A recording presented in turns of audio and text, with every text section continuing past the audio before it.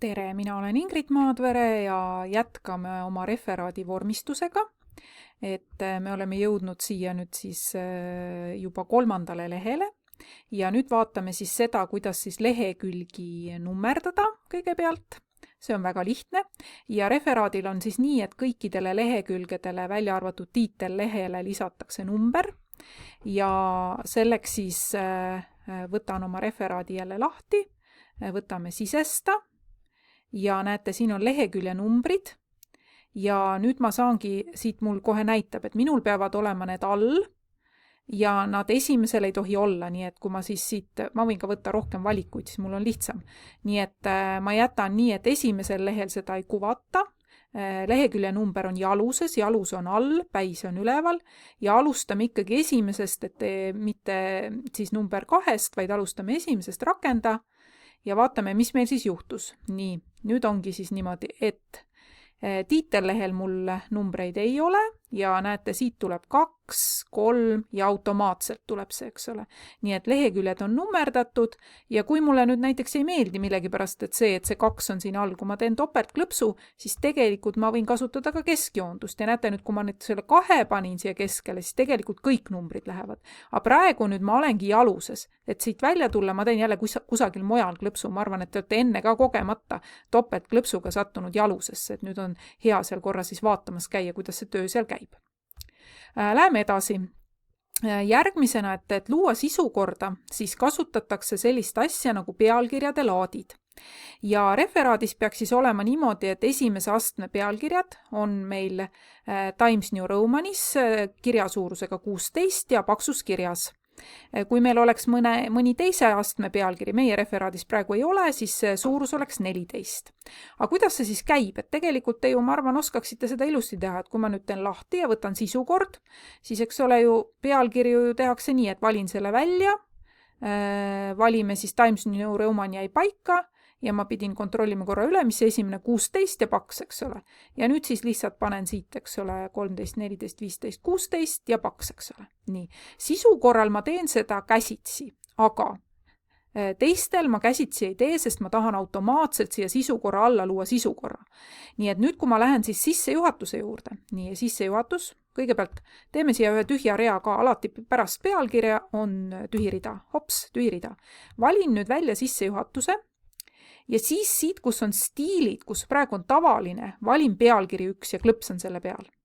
Aga mis juhtus? Ma vaatan praegu seda pealkiri 1 on mul nüüd Arial ja 20. Aga mina tean, et ta peab olema Times New Roman, et ta peab olema 16 ja paksus kirjas. Lihtsalt talle on endale need laadid sisse ehitatud, aga nüüd, et ma elu lihtsamaks teha, siis ma teen siukse asja, et ma võtan uuesti siin pealkiri 1 ja vajutan talle värskenda ühtlustamiseks, et nüüd tema teab, minu pealkiri 1 on selline, hopp, ja nüüd on olemas. Ja nüüd, kui ma lähen järgmise peatüki juurde, tehisintellekti mõiste ja tööpõhimõtted, teeme siia ka tühja rea kõigepealt, nüüd valime selle välja ja nüüd, kui ma valin siit siis pealkiri 1, ja nüüd kontrollin, Times New Roman 16 paksus kirjas, väga ilus. Lähme siia, jälle teeme tühja rea pealkirja ja sisu vahele, valime välja. Valime siit pealkiri 1, olemas. Nii, siit ka üks tühi rida. Valime välja. Pealkiri 1, olemas. Kokkuvõte, nii ka üks tühi rida. Valime välja, pealkiri 1 ja kasutatud allikatele ka tühi rida vahele ja määrame ära, et on pealkiri 1. Nii, ja nüüd me oleme siis pealkirja laadid kõik ära määranud, lehekülje numbrid ära määranud. Lähme jälle siia kõige ette, kus on siis see sisukorra koht. Klõpsame siia, nii näitan teile dokumendist ka, et näete, nüüd on siis sisukord ja sisukorda siis saab ka luua automaatselt. Nii et sisukorra loomisel me siis läheme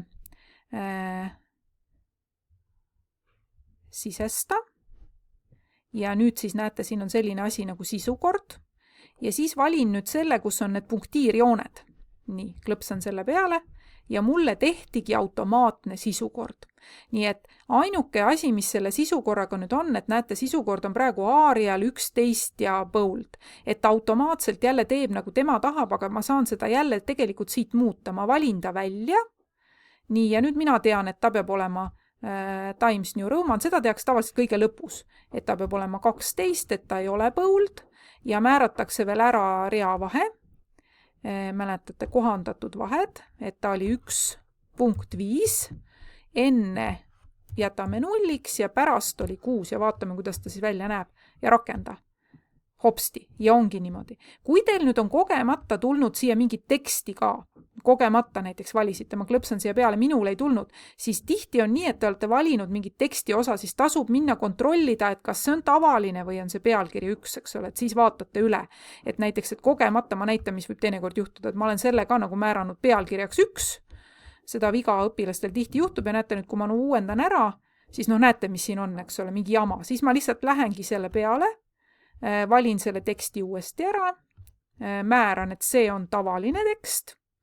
Nii, nüüd ta muidugi pani selle Arialiks, siis teen ta ikkagi jälle korda, te juba teate, Times New Roman 12 ja lõigu ja rea vahed olid siis 1.5.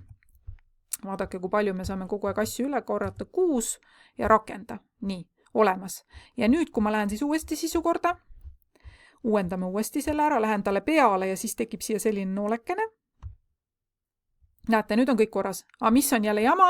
Nüüd ma näen jälle, et tegelikult reavahed pole paigas, ma valin ta jälle välja, valin ära ja jälle kohandan vahed ära, et on 1.5, et on 0 ja et on 6. Nii et tehke see sisukord alati, kui on vaja, siis kõige lõpus. Nii rakenda ja olemas, eks ole, ilus. Nüüd on ilus.